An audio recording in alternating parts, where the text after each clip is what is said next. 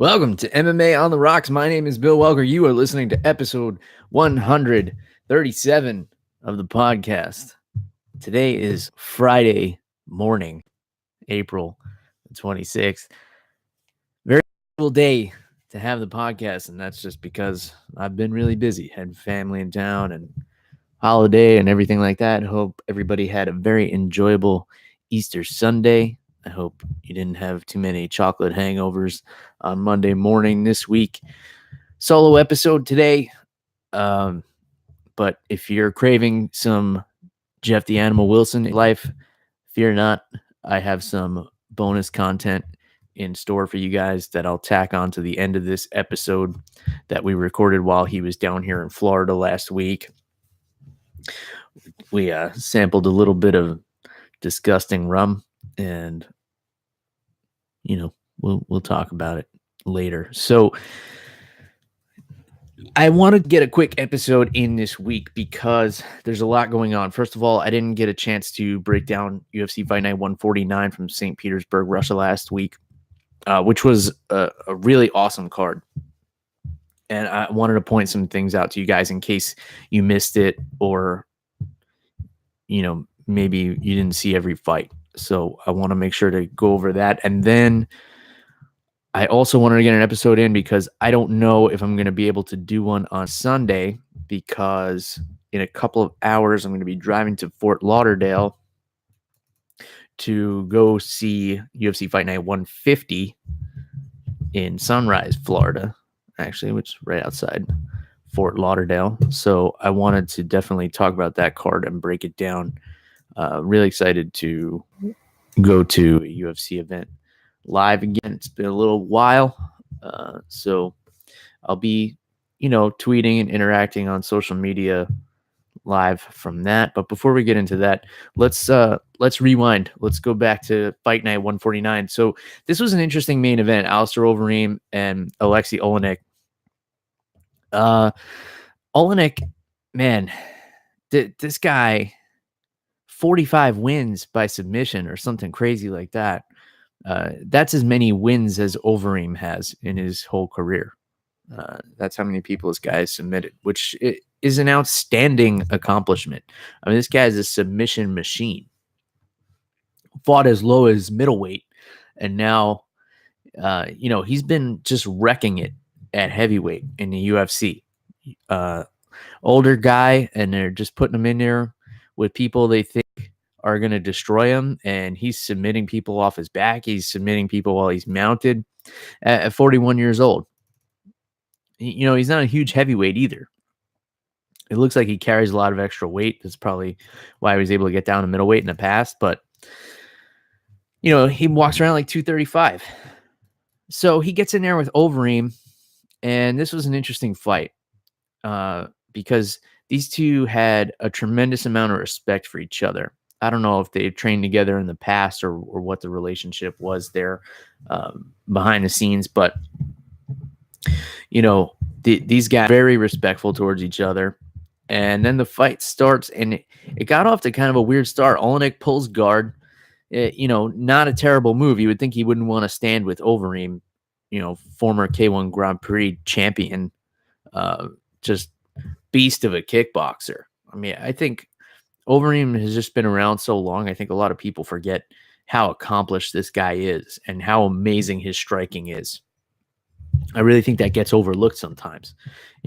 Sometimes you just think he's this monstrous heavyweight, but he's actually a really skilled striker. So Olynyk pulls guard. Okay. Normally I don't condone this kind of behavior, as many of you well know. But if you're Alexey Olynyk and you're submitting guys off your back the way you are, and you're in there with a K1 Grand Prix champion, and you don't think you have the wrestling to take him down, I guess you don't have many options. So Overeem able to stay out of trouble on the ground, gets the fight back to its feet, and then Olynyk starts coming on the attack out of nowhere with these club-like punches where he was just kind of swinging hammer fists in every direction, not really moving his elbow much. So they weren't really punch. It was like he was throwing a bowling ball, like an imaginary bowling ball at Overeem. And some of them were getting through. Overeem was shelling up a lot against the cage. Again, something I don't normally condone, but when it's a striker the caliber of Alistair Overeem, who's been in there, over 60 times, he can get away with that sort of thing a little bit more. He knows how to roll with those punches and shell up in a safe way. And he basically was weathering the storm of Olynyk, caught him with a couple of big knees that seemed to knock the wind out of him, and ended up finishing Olynyk at the end of the first round. The referee had to jump in there and save Olynyk. So very interesting fight, the way it played out. You would have thought that Olynyk would be trying for a takedown. Instead, he pulls guard, and then he gets up and he's swinging these clubbing punches at Overeem. And then, Overeem did his thing. So I believe he called out Alexander Volkov in his next fight. And that's an interesting one. Volkov, really tall, really rangy heavyweight. I'm also looking forward to seeing Olynyk back in there. He's a really interesting guy because when he's in there, you'll see stuff that you don't normally see. And I like that. I like that abnormality. Ezekiel chokes while he's being mounted. That's something that I will talk about every single time Alexey Olynyk fights. He Ezekiel choked a guy who mounted him, and that's fucking crazy. If you've ever trained in grappling in any capacity, you understand what kind of a freak move that is. And it's not like it was a fluke, because he's done it a couple of times. That Ezekiel choke from the bottom, which again, I know I sound like a broken record for those of you who listen to the show frequently, but that's a choke that's done with a gi. It's meant to use it to be used with a collar. The fact that he's able to lace up his arms around a neck like that is really something special and really something to admire. And I like seeing shit that's different, because I've been watching this sport a long time. It's not too often you get to see things that are out of the ordinary. So I definitely appreciate that from Alexey Olynyk. Let's move on to the co-main event. Islam Makhachev against the newcomer, Arman Tsarukyan. This fight was one of the greatest displays of wrestling I have seen in a while. We've seen some one-sided wrestling clinics, but this is this fight was actually two guys who were on a pretty even plane in terms of their wrestling ability. Obviously, we knew that about Islam Makhachev coming in, right? Because we've seen him in the UFC plenty of times.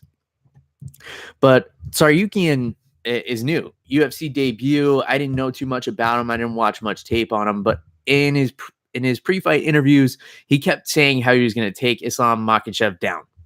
And that was going to be his goal, because Makhachev has never been taken down in the UFC. That's his claim to fame. He's had some wild submissions, some wild fights, never been taken down. So Tsarukyan makes it his holy grail to take Makhachev down. He gets him down in the second round. It was extremely labored. And the difference in the grappling between these two, and the reason Makhachev came away with the unanimous decision victory here, is his grappling was much more effortless. So when he put Tsarukyan down, it was with trips. He found the weak link in Tsarukyan's balance and was able to tip him over. Whereas Tsarukyan would grab a hold of a leg and pick it up. It takes a lot of energy to hold a leg up in the air of a guy who doesn't want you to have it and is fighting you and pushing your head down, and also has the takedown defense that Islam Makhachev has. But Tsarukyan was determined to get this takedown, so he got it. He also put on, one of the best grappling performances I've seen in a long time. Because we've seen a lot of one-sided wrestling, like Kamaru Usman in every fight. Ben Askren and every fight before the UFC and Khabib, but we rarely see fights like this where two guys are so technical with their wrestling and so evenly matched that they're able to just put on a technical clinic in wrestling. And this was really interesting to me as a grappler. A lot of people may have found this fight boring, but from what I read on the internet, people seem to really enjoy this fight, which is awesome. Maybe people just don't enjoy seeing a one-sided wrestling contest. I don't know, but when it's back and forth, maybe they like a little more. My only problem with this fight, I feel like Tsarukyan's easiest path to victory in this fight would be to stand. He had the quicker strikes, he had the better footwork, he had the more fluid striking, but he was so caught up with hitting Islam with that takedown that he got away from what he's better at. And yeah, he got the takedown, but then by that third round, he had nothing left in the tank.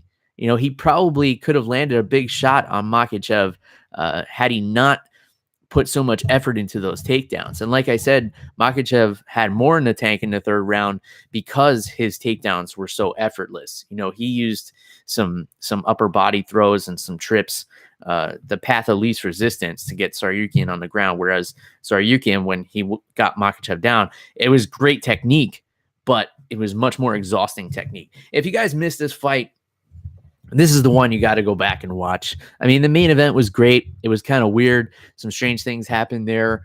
Very unusual, as expected from Alexey Olynyk. But yeah, this is the fight. This is the fight from Fight Night 149. Go back and watch that. So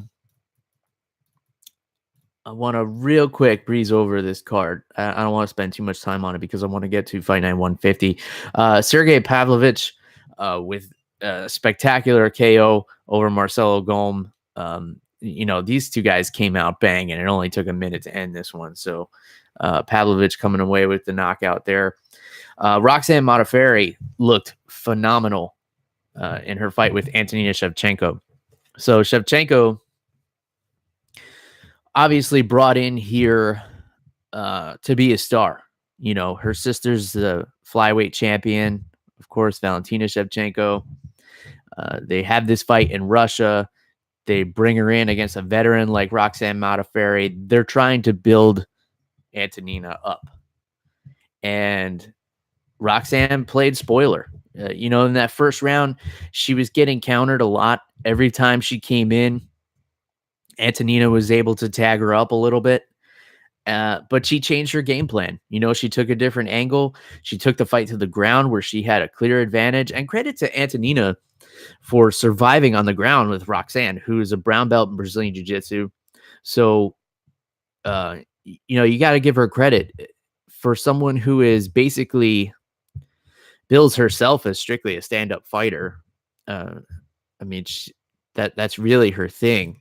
I think Valentina is much more well-rounded. We've seen her get some submission wins in the past over Brazilian Jiu-Jitsu black belts, by the way. But Antonina did a good job surviving on the ground here, but Roxanne just imposed her will. She looked great. She looked strong. She looked much stronger than in the past, and she credits her strength and conditioning coach for this. I think that has always been a criticism of Roxanne, is that she had the skills and she had the work ethic, but maybe wasn't as strong or as athletic as some of her opponents, and that would always be her downfall. I mean, she would always be in the fight. Even in her losses, she would be there till the bitter end, fighting her ass off. But maybe didn't have that strength edge she needed to put her over the top, and she had it here. She was able to land some beautiful trips and takedowns, and just work her game on Antonina and beat her up on the ground. So great job by Roxanne Modafferi there. Christoph Jocko looked great, unanimous decision win. And there was one more fight I wanted to talk about. Okay. Magomed Mustafiev with a spinning back kick knockout over Rafael Fiziev. That was the opening fight on the card. Go back and watch that highlight. But if you've been on social media in the past week, I'm sure you've seen it. And then Marcin Tybura quietly losing on the prelims. I thought that was interesting too, because here's a guy who, you know, went the distance with Fabricio Verdum and thought, a lot of people thought he would be the next big thing in the heavyweight division, and he just kind of quietly went away. And that was that.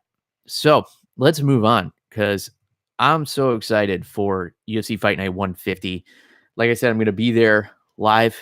So if any of you guys are going to be in attendance, send me a tweet, send me a message on Facebook, send me an email or something. Let me know. Come say hello. We'll have a beer and we'll watch some fights together. So BB&T Center in Sunrise, Florida. This main event changed a couple of times. Neither of the guys in the main event were the ones originally billed. It was supposed to be Yoel Romero and Paulo Costa. So Costa, I don't know if it's yet to be seen if he's having some kind of drug test issues or if it's personal stuff. He got flagged by the Athletic Commission in New York. He was not caught by USADA with anything. USADA is investigating whatever New York found. Costa says it's just his stomach medication that he's on. I mean, if you look at the guy, it certainly doesn't look like he's taking anything illegal. It's not like he's built like a Brazilian superhero or anything. But in any case, Costa's out. So we needed somebody to step up. So it's going to be Jacare and Romero. Rematch. The first fight was really close. I remember Jacare having a slight advantage in that first fight. I really think Jacare won it. I remember thinking that Jacare won when the fight was over. I went back and rewatched it. I still thought Jacare beat Romero. It was really close, split decision. So it wasn't like a robbery. I just happened to think Jacare won. So I was excited for this rematch. Yeah, let's get Yoel and Jacare back in there. Sure. That's when I bought tickets. When I found out it was going to be those two, I was really excited for that rematch. I was excited for Romero and Costa too, because they're two freaks of nature.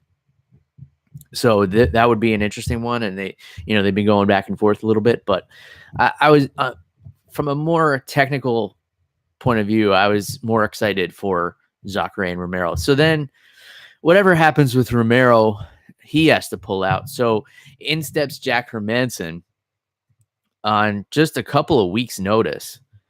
So credit to Jack Hermanson for getting in there with a kid like Jacare. But Jack Hermanson, feeling confident because he's coming off some really big victories. I mean, his last 3 fights, he finished Talis Latis, Gerald Mearshart, and David Branch.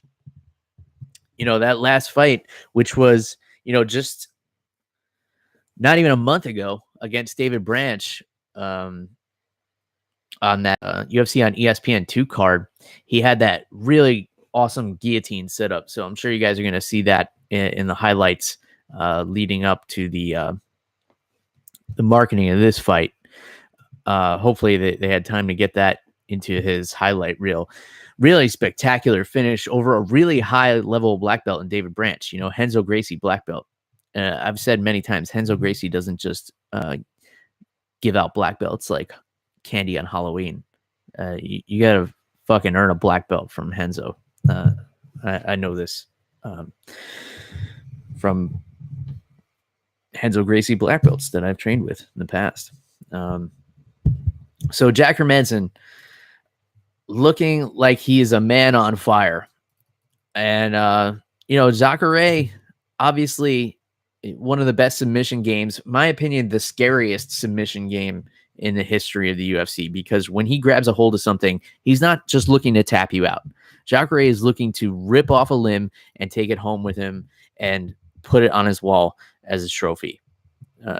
He wants to build a trophy case of arms and legs and necks and keep it in his living room. So this is an outstanding fight. It kind of depends which Jacare shows up. You know, the Jacare who fought Chris Weidman, you know, he was getting pieced up the entire fight and then explodes at the last minute with some strikes. You know, so if Jacare is on and Jack Hermanson isn't, you know, too worn out from taking this fight on too short notice and having fought just 3.5 weeks ago, we're going to see a spectacular main event. As for the co-main event, we don't need to talk about it. I'm going to be on the beer line during that one. The real co-main event, Alex Cowboy Oliveira and Mike Perry. This is going to be a phenomenal fight. So Mike Perry, more of a brawler. Cowboy Oliveira, spectacular Muay Thai striking. Has shown a susceptibility to being taken down. Mike Perry is a strong wrestler. His technique, not great, but his ability to get people to the ground is great. You know, he was able to take down Cowboy Cerrone in their fight. If you guys remember that, it was a big controversy. He said, you know, his corner told him to do it, and his corner was like, why the fuck did you take him down? He's a black belt. And then he got his arm broken. So I don't think there's a danger of Mike Perry getting his arm broken against Cowboy. I think his easiest path to victory would be to take Cowboy down and beat him up on the ground. If he stands with him, I think Oliveira is just too technical on the feet. I don't think he's going to play into Mike Perry's brawling style, even though in his last fight with Yancy Medeiros, he did get into a brawl and it was fucking epic. If you guys don't remember that fight, go back and watch that one if you're looking for some content leading up to this fight night to get excited about it. So yeah, that's going to be a great fight. And then we got Glover Teixeira and Ion Cutelaba. This fight is awesome. This one's flying under the radar. I don't know why nobody's talking about this fight. So Ion Cutelaba, I think one of the best prospects in the light heavyweight division. 25 years old. And he just knocks people dead. I don't think he's been in a boring fight personally, even in his losses to Misha Serkinov, Jared Cannonier as of late.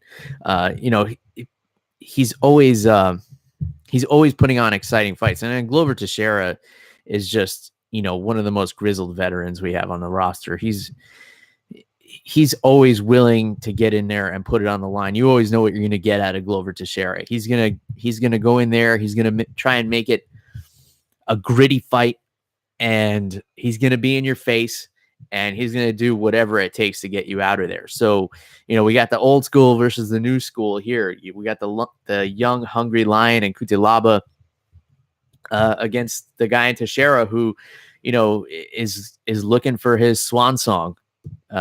And he wants it with Daniel Cormier, but unfortunately for Teixeira, I don't think that's going to happen. But I'm really looking forward to that fight. Another great fight, John Lineker and Corey Sandhagen. So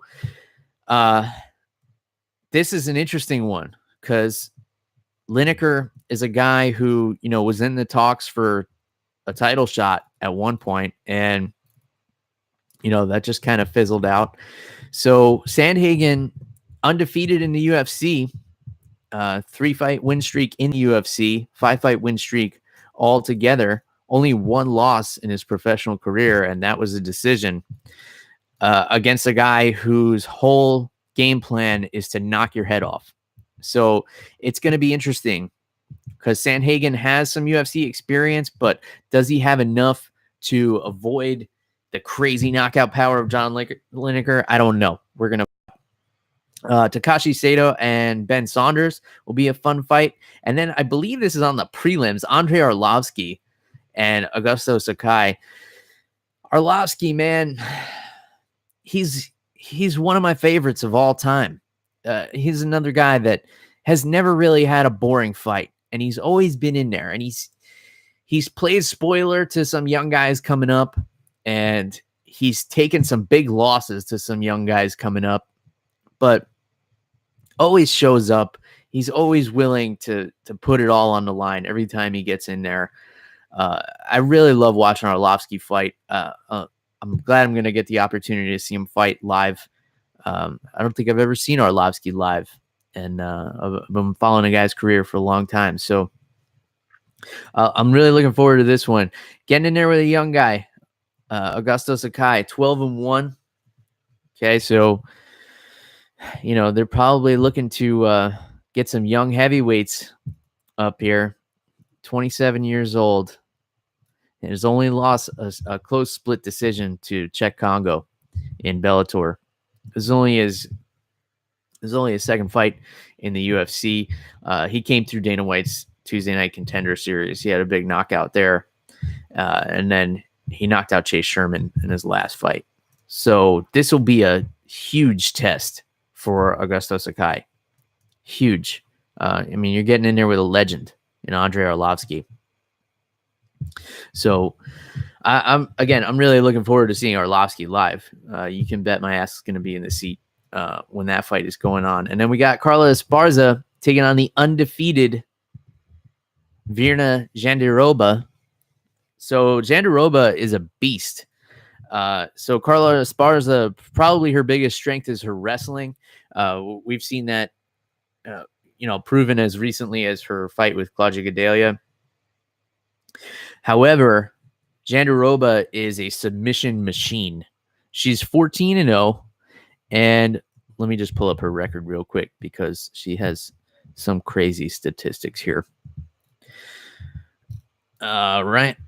So she was in Invicta just submitting everybody. She's only been to decision, let's say, twice, I think. Yeah, 3 times. 3 decisions. So all the rest of her wins, submissions. That's 11 submissions for you math majors out there.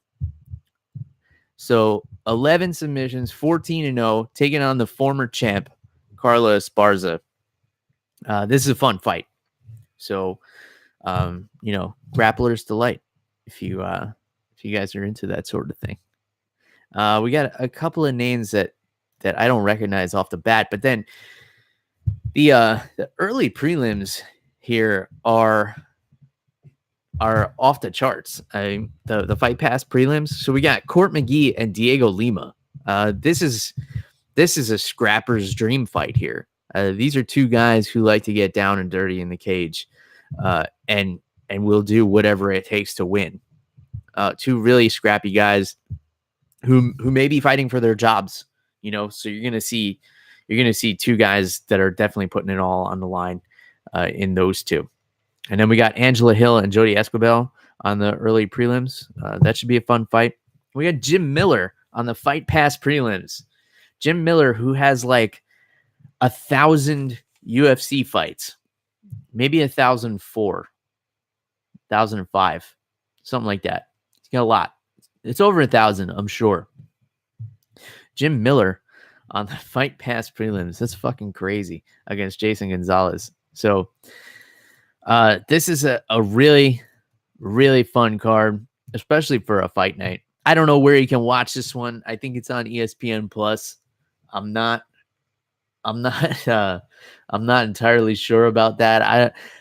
Guys, I follow this sport so closely. I'm reading about it every single day. I don't know where to tell you to watch it anymore. So you guys are on your own there. You got to figure that one out.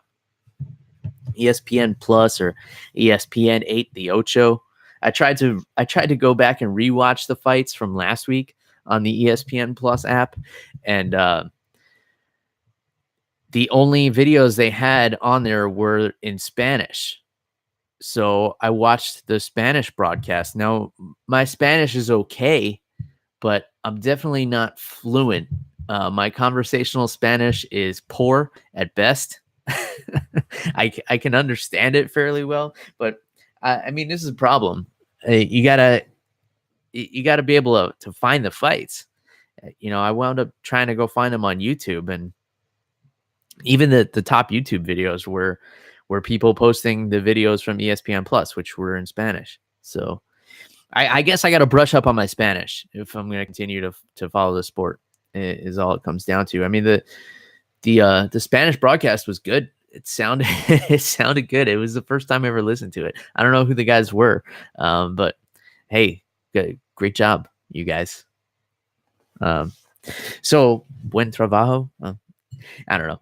Anyway, man, that's it. I wanted to get a quick one in today.